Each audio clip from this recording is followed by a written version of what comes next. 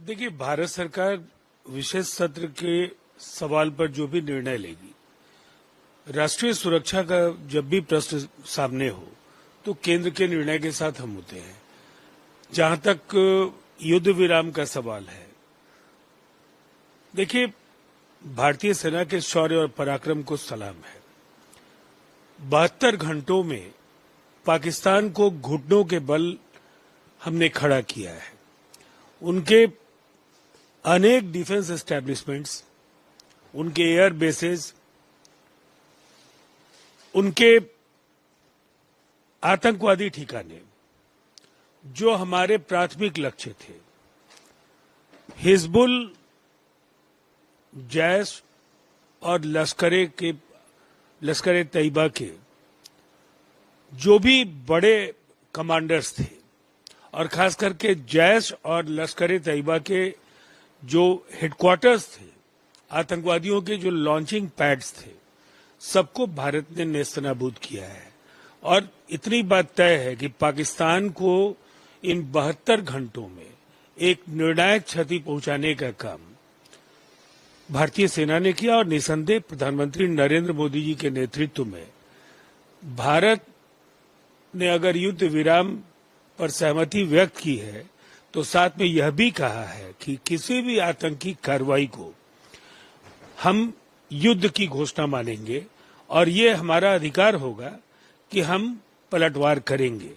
अर्थ स्पष्ट है कि जो भी पाकिस्तान की ओर से आतंकी वारदातें होती रही हैं, अगर फिर से उन्होंने दोहराया तो इसके बहुत ही दुर्गामी और खतरनाक नतीजे पाकिस्तान के खिलाफ हो सकते हैं। युद्ध विराम के बाद भी 5-6 घंटे के बाद उन्होंने कुछ और चीन बोल रहा है कि हम पाकिस्तान के साथ खड़े हैं। देखिए, अभी आधिकारिक ब्रीफिंग होना है और उस पर भारत सरकार और भारतीय सेना आधिकारिक तौर पर बताएगी कि युद्ध विराम के निर्णय के बाद क्या कुछ वायलेशंस हुए हैं और हमारी रणनीति आगे के लिए क्या है। लेकिन इतनी बात तय है कि अभी भी सिंधु जल समझौता स्थगित ही रहेगा। आज भी पानी छोड़ा गया है। सैलाब की स्थिति पाकिस्तान के शहरों में हो सकती है। तो हम ये मानते हैं कि एक एक कदम फूंक फूंक करके भारत सरकार उठा रही है और भारतीय सेना को खुली छूट है। वो स्थितियों के अनुरूप जो भी आवश्यक कार्रवाई होगी वो करने के लिए स्वतंत्र है।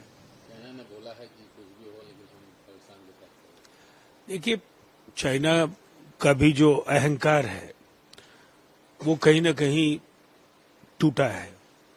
उनके निर्मित हथियारों को जिस तरह से भारत और भारतीय सेना ने धोया है, उनकी हैसियत उनको उनकी औकात बता दी है। अभी तो रेसिप्रोकल टैरिफ वॉर में चाइना झुलस रहा है, उसकी अर्थव्यवस्था तबाही के कगार पर पहुंच सकती है।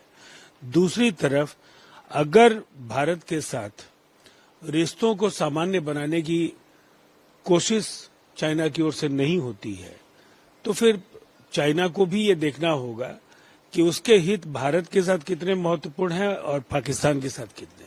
अगर आप ये वीडियो YouTube पर देख रहे हैं तो हमारे चैनल को सब्सक्राइब करें और बेल आइकन को दबाना ना भूलें। अगर आप Facebook पर ये वीडियो देख रहे हैं तो हमारे पेज को लाइक करें।